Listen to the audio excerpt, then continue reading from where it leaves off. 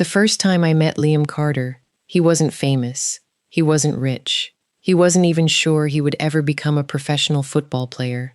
He was just the quiet young man who came into my cafe every morning at exactly 7:15, ordered the cheapest black coffee on the menu, and spent nearly an hour watching the training fields across the street. At first, I assumed he was another fan. Our cafe sat directly across from the entrance to Westbrook Football Academy, where hundreds of teenagers dreamed of becoming the next superstar. Every morning, hopeful players walked past our windows carrying gym bags, chasing careers that only a handful would ever achieve. Most disappeared after a season. Some lasted a little longer. Very few made it. Liam was different. He never bragged, never complained, never tried to impress anyone. He simply watched. One rainy Tuesday, I noticed he hadn't touched his coffee. Instead, he sat staring through the window with tired eyes. I carried over a fresh cup. "This one's on the house." He looked up, surprised. "I didn't order another." I know. You looked like you needed one." For the first time, he smiled. It wasn't the confident smile of an athlete. It was the grateful smile of someone who wasn't used to people noticing when he was struggling.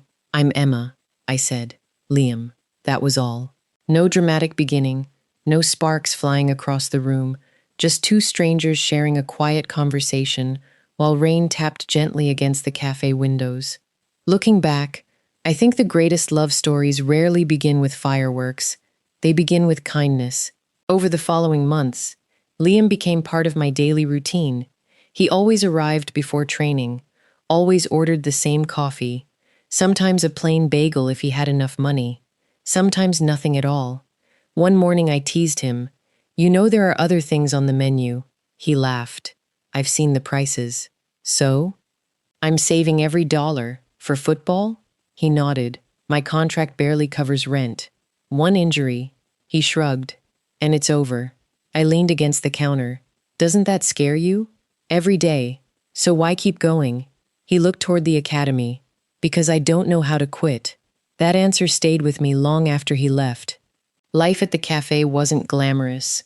I worked 6 days a week, opened at 5:30 every morning, closed after sunset.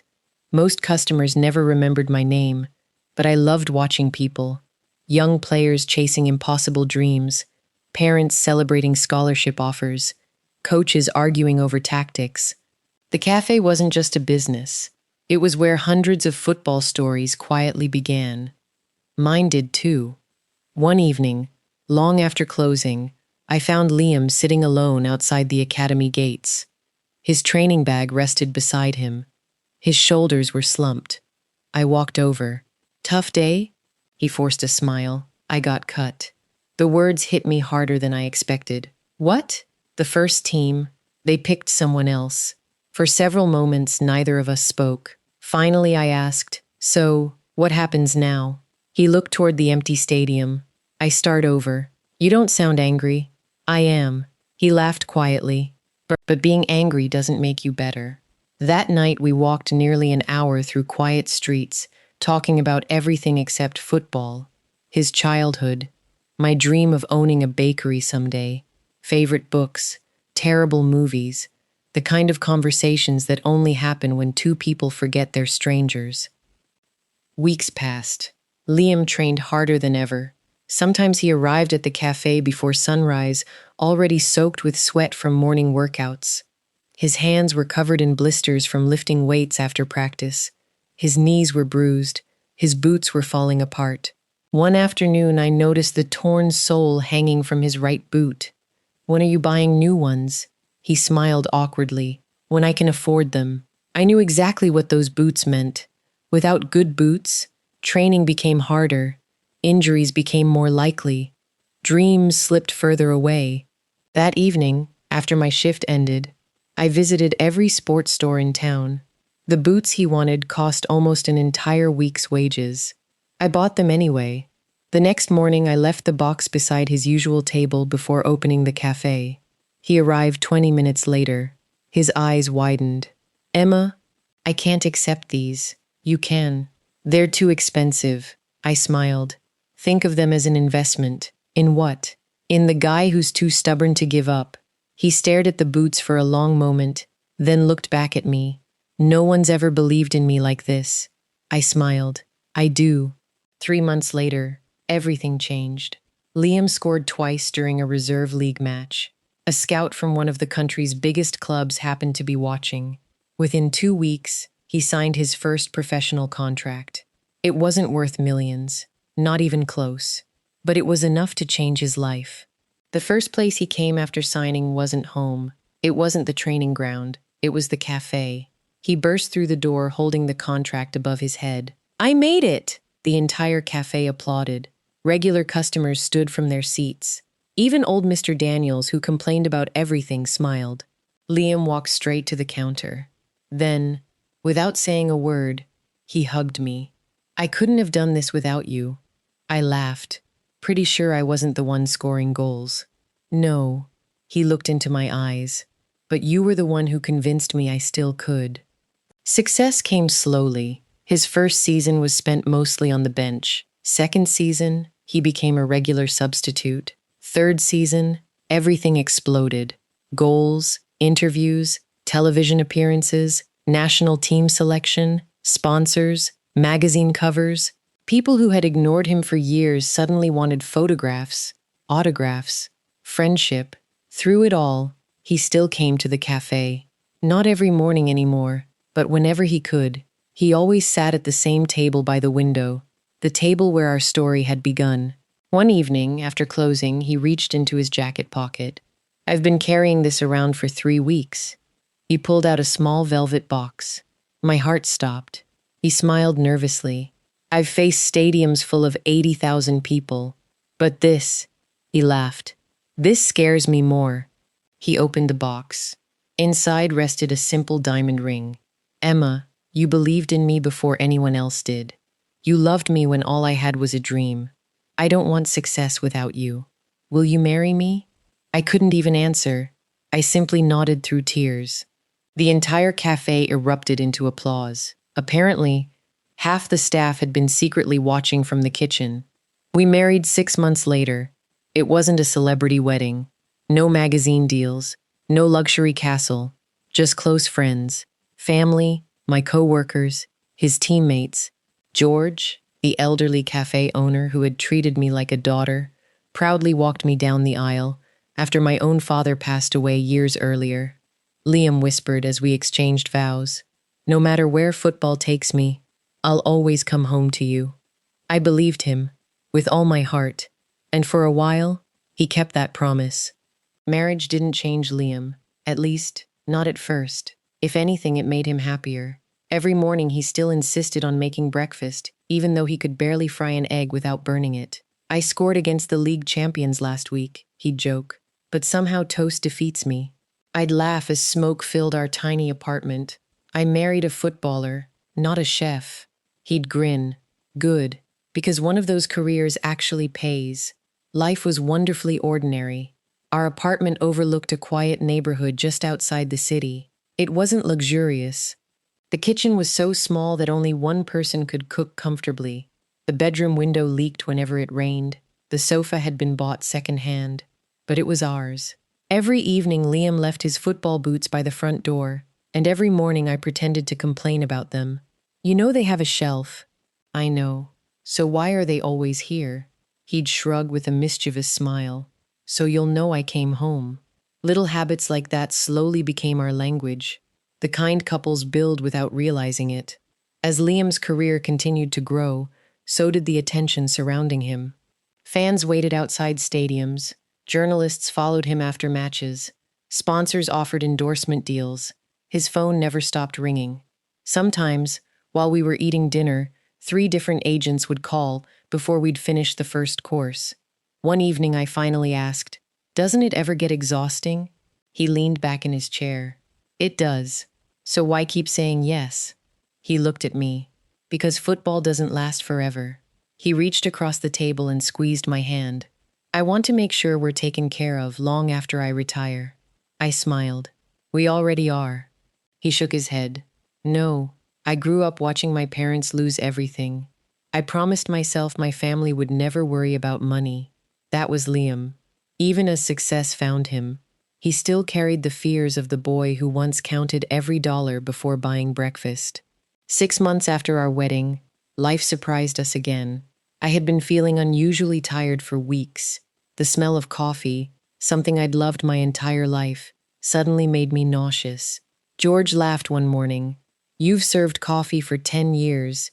Now you can't even smell it." I rolled my eyes. "I must be getting old." He smiled knowingly. "I don't think that's the reason." On my way home, I stopped at a pharmacy.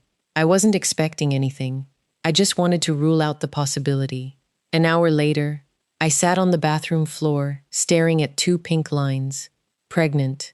I read the test again, then another one, then a third. Every single one said the same thing. I laughed, then cried, then laughed again. I couldn't wait to tell Liam. That evening, he arrived home exhausted after an away match. Before he could even take off his jacket, I handed him a small wrapped box. He smiled. "Our anniversary isn't until next month." "I know. Open it." Inside was a tiny pair of white baby shoes. He looked confused for just a second. Then his eyes widened. He slowly looked up at me. "No." I nodded through tears. "We're having a baby." For several moments he couldn't speak. Then he wrapped me in the tightest hug I'd ever felt. "I'm going to be a dad." He whispered the words like he couldn't quite believe them. "I'm going to be a dad." That night we stayed awake until nearly 3 in the morning, talking, dreaming, laughing, arguing over baby names. He insisted that if we had a son, he'd teach him football. I laughed. "And if we have a daughter?" He smiled. "Then she'll probably be better than I ever was." The next morning, Liam announced the news to his parents. His mother cried with happiness. His father hugged him so hard he nearly dropped his phone. George celebrated by closing the cafe an hour early and baking a chocolate cake that looked nothing like the one he'd intended. "It tastes better than it looks," he promised. He wasn't wrong. Those weeks became some of the happiest of our lives. Sometimes I'd catch Liam sitting quietly in the nursery we'd started preparing. He'd simply smile at the tiny crib. One evening I found him holding one of the little baby blankets we'd bought. "What are you thinking about?" He looked at me. "I spent my whole life dreaming about football." He gently folded the blanket. "I never realized this would become my biggest dream." I kissed his forehead. "We're going to be okay." "I know." He smiled. "We're going to be more than okay." I believed him. Then came the phone call. Liam had been selected by one of the biggest clubs in Europe. The transfer fee made national headlines. Sports channels covered it for days. Fans celebrated outside the stadium. His salary multiplied almost overnight. Everything changed. We moved into a beautiful house on the outskirts of the city. It had a garden, a nursery, a kitchen bigger than our entire old apartment. For the first few weeks, life still felt like ours. Then the cameras arrived. Everywhere we went, someone wanted something. Photographs, interviews, autographs, television appearances, magazine covers. One evening we tried eating dinner at our favorite little Italian restaurant. We never finished our meal. By the time dessert arrived, 23 people had interrupted us. Liam apologized all the way home. "I'm sorry. It's not your fault.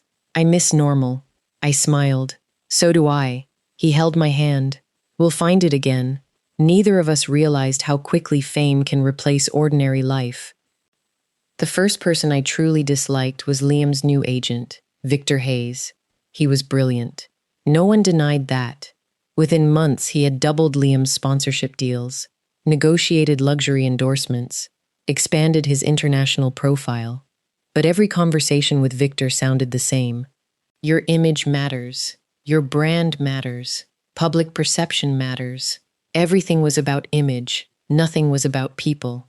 At first, Liam ignored him, but constant repetition has a strange effect on the human mind. Eventually, even good people begin listening. One afternoon, I arrived at the training ground carrying Liam's lunch. Victor intercepted me before I reached the locker room. "Emma?" He smiled politely. "You really didn't have to come." "I know. I wanted to surprise him." Victor glanced towards several photographers standing outside the gates. "You should probably head home." "Why?" "Liam's image is changing." I frowned. "What does that mean?" "Global brands invest in aspiration. They prefer athletes who appear available. For a second, I thought I'd misunderstood him. I'm his wife. I know. Victor lowered his voice. I'm simply thinking about the future. The public doesn't always respond well to domestic stories. I stared at him. You think his family hurts his career? I think timing matters. Without another word, I walked past him. But his words stayed with me, like a small crack forming in glass, barely noticeable, until one day, it spreads everywhere. Over the following months, Liam became busier than ever. Training camps, international matches, commercial shoots, charity events, television interviews. Sometimes we'd go 3 or 4 days without sharing dinner together, not because he didn't want to, because there simply wasn't time. Whenever he came home, he looked exhausted. I'll make it up to you. He always said that, and I always believed him, because he still kissed my forehead every night before falling asleep. He still placed his hand gently on my growing baby bump whenever he walked through the front door. He still whispered, I love you. But something else had quietly entered our lives. Distance. Not measured in miles, measured in moments. The little conversations that never happened. The dinners postponed. The promises delayed. Love was still there, but life was beginning to pull us in different directions. Neither of us realized. Someone was waiting to widen that distance, and by the time we noticed, it would already be too late. Looking back, I can't point to one single day when everything changed. There wasn't a dramatic argument. There wasn't another woman waiting in the shadows. There wasn't one terrible decision that destroyed our marriage. It happened the way storms often do. The sky darkened little by little, until one day you realized the sunshine had disappeared. Liam was home less and less. Sometimes he left before sunrise. Other nights he returned long after I'd fallen asleep. His football career had become everything he'd dreamed of. League titles, Champions League matches, international tournaments, magazine covers, television interviews. Every week seemed bigger than the last. I understood. This was the opportunity he'd spent his entire life chasing. So I never complained. Instead, I packed his suitcase, left little handwritten notes inside his luggage, sent encouraging messages before every match. I wanted him to know that no matter how famous he became, he still had someone waiting at home. One evening I prepared his favorite dinner, homemade lasagna, garlic bread, the chocolate cake George had taught me to bake. I even lit candles, not because it was an anniversary, not because we had something special to celebrate. I simply missed my husband. His flight landed just after 6. He texted, home in 30 minutes. I smiled. The food stayed warm in the oven. 30 minutes became an hour became 2. At nearly 10 o'clock, my phone rang. I'm so sorry. His voice sounded exhausted. A sponsor arranged a dinner. I couldn't leave. I forced a smile even though he couldn't see it. It's okay. I'll eat when I get home. You don't have to. I want to. He sounded sincere. He always did. When he finally walked through the front door after midnight, the candles had burned out. The lasagna was cold. But I heated it again without saying a word. As he ate, he reached across the table and squeezed my hand. I'll make it up to you. I smiled. I know. But somewhere deep inside, I wondered when. A few weeks later, I attended one of Liam's league matches. The stadium held almost 60,000 people. Their chants echoed through the night. Our baby kicked excitedly every time the crowd roared. I rested my hand on my stomach and laughed. Looks like someone already loves football. The woman sitting beside me smiled.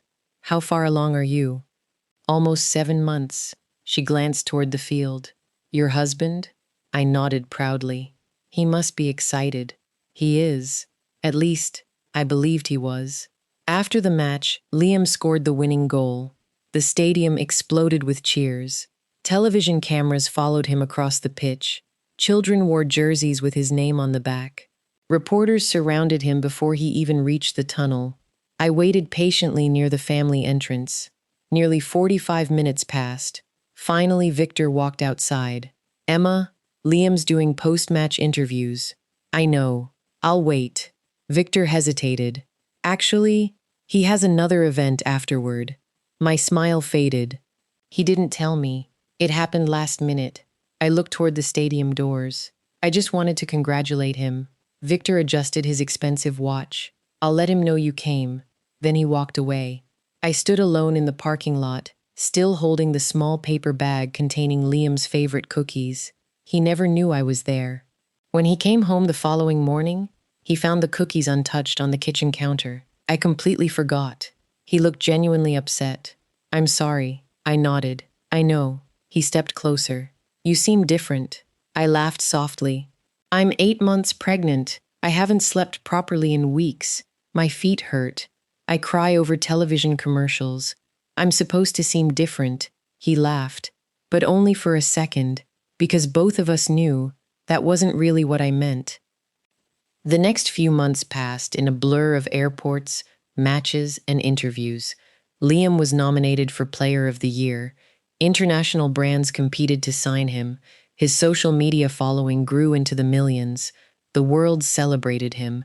At home, I quietly folded tiny baby clothes into drawers, painted stars on the nursery ceiling, read parenting books alone in bed. Sometimes I placed Liam's hand on my stomach when he finally came home. She kicked. I missed it. You'll feel the next one. But often, there wasn't a next one before he left again. Then came the interview that changed everything. I watched it live from our living room. The reporter smiled. "Millions of women around the world admire you." Liam laughed politely. "That's flattering. Do you ever think about settling down?" For a split second, he hesitated. Then Victor, standing just behind the cameras, gave a tiny nod. Liam smiled. "Right now, my only commitment is football." I froze. Surely I'd heard him wrong. The interviewer continued. "So no plans for marriage or children anytime soon?" Liam chuckled. "I'm completely focused on my career." The interview ended. The room fell silent. My phone began vibrating almost immediately. Friends, former coworkers, George. Everyone had the same question. "Emma, what was that?" I couldn't answer, because I didn't know. Liam returned home late that night. He immediately knew something was wrong. "You saw the interview?" I nodded. "Explain it." He sighed deeply. "It wasn't meant the way it sounded. It sounded like you don't have a wife. It was for sponsors." I stared at him. "Sponsors?" "They wanted me to keep my private life." He searched for the right words. "Less visible." I couldn't believe what I was hearing. "So we're a marketing problem now?" "No." He ran a hand through his hair. "It's temporary. I just need to keep everyone happy." I felt tears filling my eyes. "And what about me?" His shoulders slumped. "Emma, I've worked too hard to lose everything." I looked at him in disbelief. "Lose everything? You already have everything. You have football. You have a home. You have a family." I placed both hands on my stomach. "You have a daughter who already recognizes your voice." For several seconds, he couldn't meet my eyes. Then, for the first time since I'd known him, he walked away from a conversation instead of finishing it. The bedroom door closed quietly behind him. That soft click somehow hurt more than shouting ever could. A week later, Victor arrived at the house. He wasn't smiling this time. He placed several documents on the dining table. "Liam has accepted a long-term contract overseas." I blinked. "What?" "The club wants him to relocate immediately after the season." I looked toward Liam. "You already agreed?" He nodded slowly. "I was going to tell you." When, after everything was finalized, I felt the room spinning. "Our daughter is due in 6 weeks." "I know." "So what happens to us?" Victor answered before Liam could. "There are several options." I turned toward him. "I wasn't asking you." Silence filled the room. Finally, Liam spoke. "I think." He paused, unable to look at me. "It might be better if you stayed here for a while." The words felt unreal. "You're asking your pregnant wife to stay behind, so you can move to another country alone?" "It's only temporary." "Until when?" He had no answer. I looked into the eyes of the man who had once promised, "No matter where football takes me, I'll always come home to you." I barely recognized him anymore. The dream we'd built together wasn't shattered in one moment. It broke piece by piece. And standing in our dining room, with our unborn daughter between us, I realized the hardest part wasn't that Liam had changed. It was that he no longer seemed to notice. The house felt strangely quiet after Liam left. Not because he had taken many things with him. He hadn't. Most of his clothes were still hanging in the closet. His favorite coffee mug remained beside the sink. His football boots still sat near the front door where he'd always left them. It was the promises that were gone. Those were the hardest things to replace. For the first week, he called every evening. "How are you feeling? Did you see the match?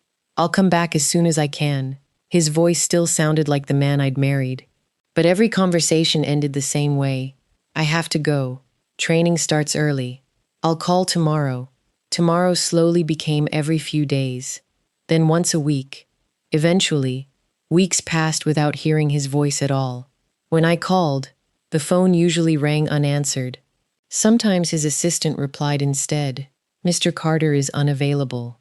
Mr. Carter, not Liam, not my husband, just another famous athlete whose schedule was apparently more important than his family. 3 weeks after he moved overseas, labor began. It was just after 2 in the morning. Heavy rain pounded against the windows. George drove me to the hospital because the ambulance would take too long. He kept trying to make me laugh the entire drive. "You know, I've delivered exactly 0 babies, so let's both hope the doctors get there first." Despite the pain, I laughed. The delivery lasted almost 12 hours. Every contraction reminded me of the future I thought we'd have together. Every breath reminded me that I would have to face it alone. The nurse gently asked, "Is your husband on his way?" I looked toward the window. "No." She hesitated. "Would you like us to call someone?" I smiled weakly. "My family's already here." George squeezed my hand. "I'm not going anywhere." At 2:47 in the afternoon, the room filled with the sound of a newborn crying. The nurse placed a tiny little girl into my arms. She had thick, dark hair, tiny fingers, and Liam's eyes. The moment she wrapped her little hand around my finger, everything changed. "Hello, sweetheart," I whispered through tears. "I've been waiting so long to meet you." George stood beside the bed, crying openly. "I haven't cried since my wedding." He laughed. "Well, that record's gone. What will you call her?" I looked down at the little girl sleeping peacefully against my chest. "Grace," George smiled. "Arthur always used to say, grace is what keeps people standing after life knocks them down." I kissed my daughter's forehead. "Then Grace is the perfect name." Liam didn't meet his daughter until 5 days later. Not in person, through a photograph. I sent him a picture from the hospital. Grace wrapped in a pink blanket, her tiny hand holding my finger. A few hours later, he replied, "She's beautiful." Nothing else. No phone call, no video chat, no question about how we were doing. Just 2 words. I stared at the screen for a long time, then quietly placed the phone face down. The months that followed were the hardest of my life. Babies don't care if you're heartbroken. They still wake up every 2 hours. They still need feeding, comfort, love.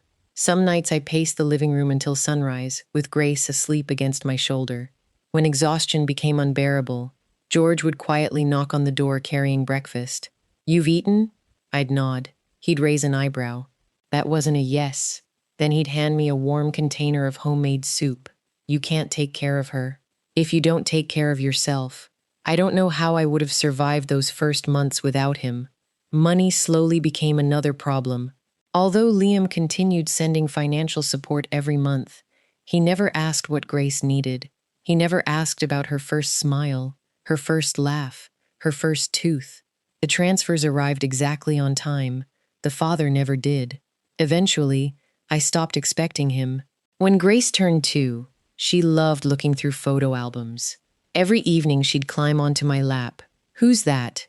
She'd point at my childhood pictures. "That's Mommy." She'd giggle. "You were little." Then one day, she pointed to our wedding photograph. The one I'd forgotten was still in the album. The handsome young man smiling beside me. "Daddy?" I felt my heart stop. "Yes? Where, Daddy?" Children ask questions with complete innocence. They don't realize some answers can break a heart. I brushed a strand of hair away from her face. "Daddy works very far away." She accepted the answer. Children often do. At least for a while. Years passed. Grace started preschool, then elementary school. She inherited Liam's athletic ability. By 6 years old, she could outrun nearly every child in her class. She also inherited his love of football. Every Saturday morning, she'd drag a ball into the backyard. "Mama, come play." I wasn't very good. She didn't care. She laughed every time I missed the ball. George eventually built her a tiny wooden goal. Every future champion needs somewhere to practice. Grace hugged him tightly. "Thank you, Grandpa George." He smiled every single time she called him that. Meanwhile, across the ocean, Liam Carter became one of the biggest names in world football.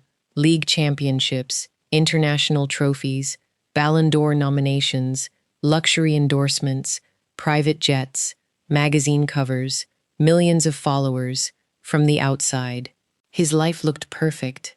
Inside, it wasn't. Every hotel room felt the same.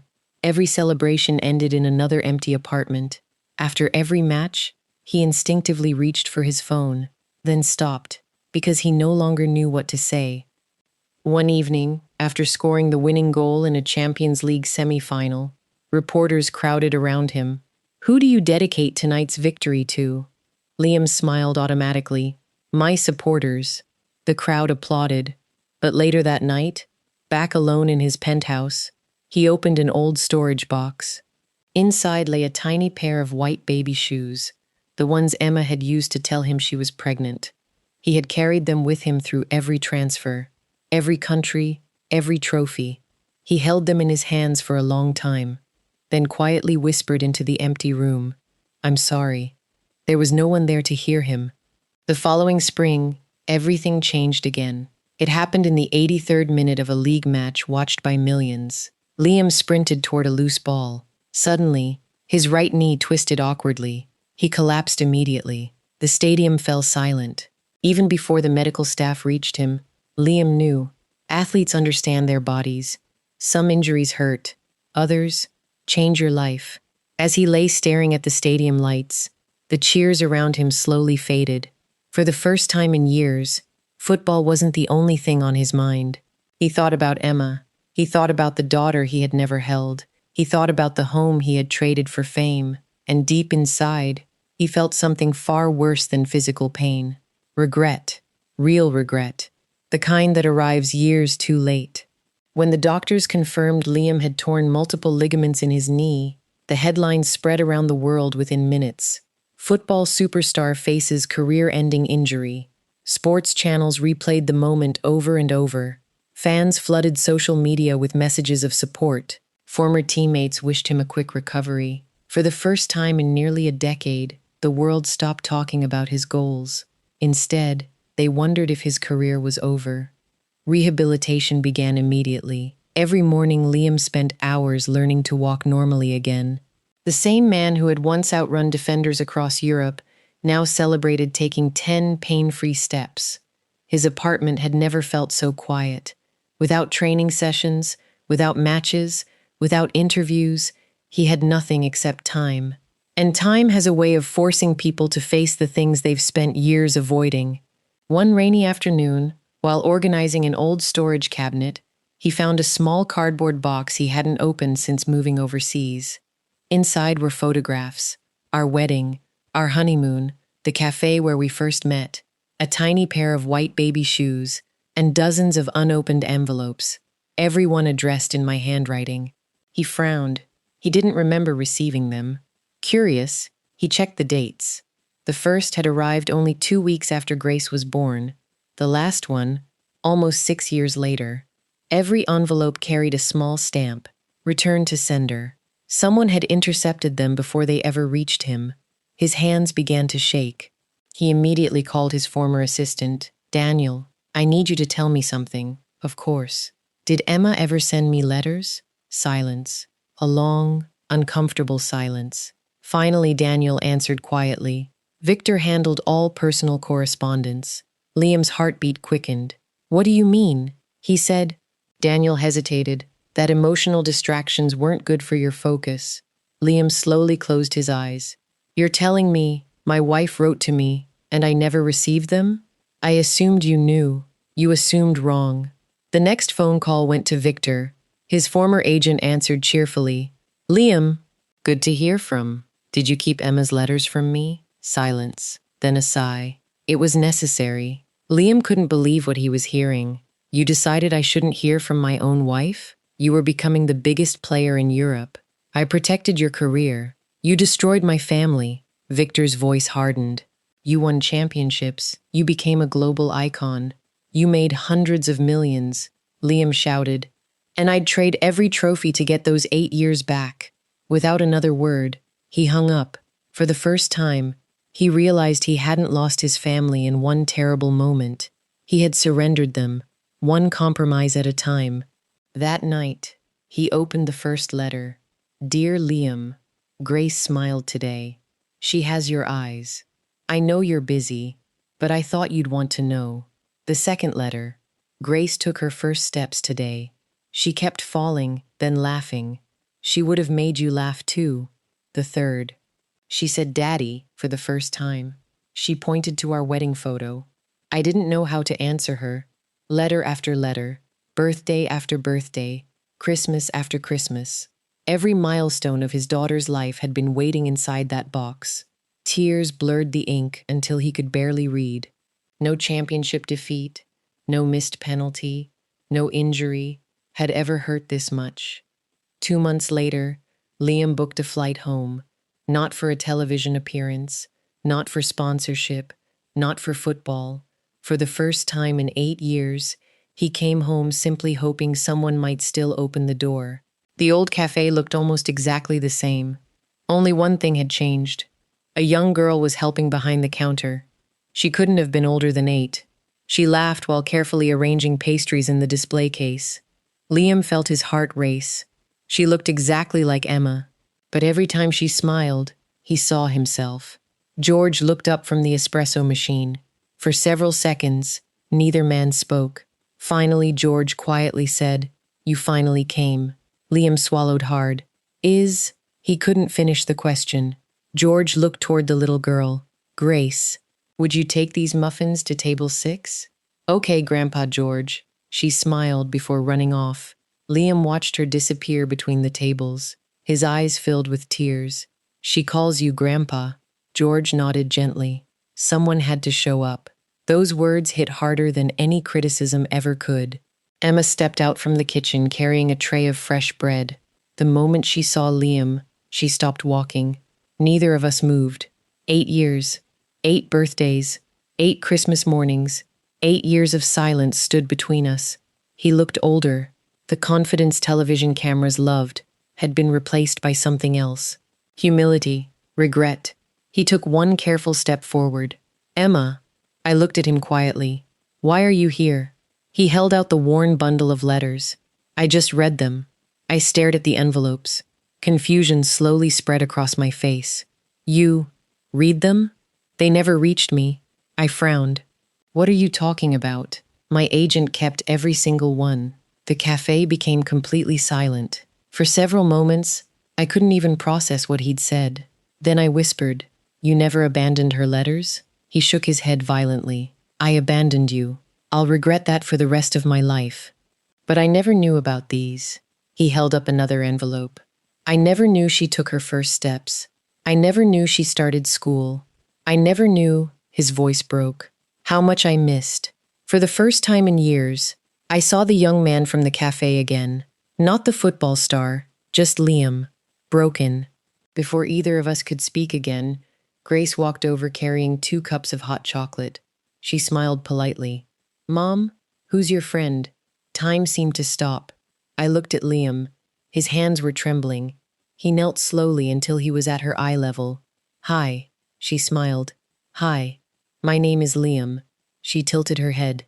I know. You do? She nodded. I've seen your picture. He looked toward me, then back at Grace.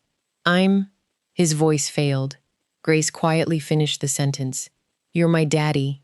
He burst into tears. Real tears. The kind no camera would ever capture. Grace looked confused. Did I say something wrong?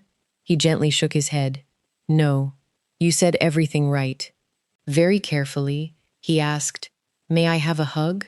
Grace looked at me. I gave a small nod. She wrapped her little arms around his neck. Liam held his daughter for the very first time. 8 years late. but with all the love he'd carried inside him. Everyone in the cafe quietly looked away. Some moments are too personal to watch. The months that followed weren't easy. Forgiveness never arrives overnight. Liam didn't ask me to take him back. He knew he hadn't earned that. Instead, he started with something much smaller, being a father. Every Saturday he came to Grace's football practice. Not as Liam Carter, the former superstar, just Dad. He tied her boots, cheered from the sidelines, helped with homework, read bedtime stories, missed interviews, declined television offers. For the first time, football wasn't first anymore. Grace was. One afternoon, after nearly a year of rebuilding trust, Grace ran across the park carrying a drawing she'd made at school. "Look," she handed it to me. 3 people stood holding hands beneath a bright yellow sun. One little house, one football, one cafe. At the top she'd written in uneven letters, "My family." I looked at Liam. He quietly wiped away another tear. Grace smiled. "I made Daddy taller." I laughed. I noticed. She looked between us. "Can we all have ice cream now?" Liam smiled. "I think that's the best idea I've heard all week."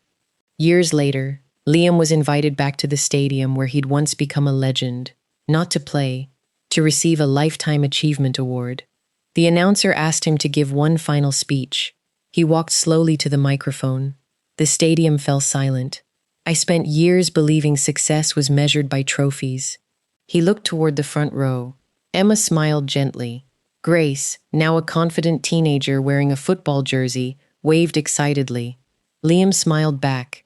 "Then life taught me something far more important." He paused. "You can replace medals. You can earn more money. You can break records again. But you can never recover the years you choose not to spend with the people who love you." The stadium became silent. I was fortunate. I was given a second chance. He looked at Emma. "Not everyone is. So if the people you love are waiting for you tonight," he smiled through tears, "go home." The entire stadium rose to its feet, not because they remembered the goals he had scored, but because they had just witnessed the greatest victory of his life. It wasn't won on a football field. It was won the day he stopped chasing fame and finally found his way back to his family.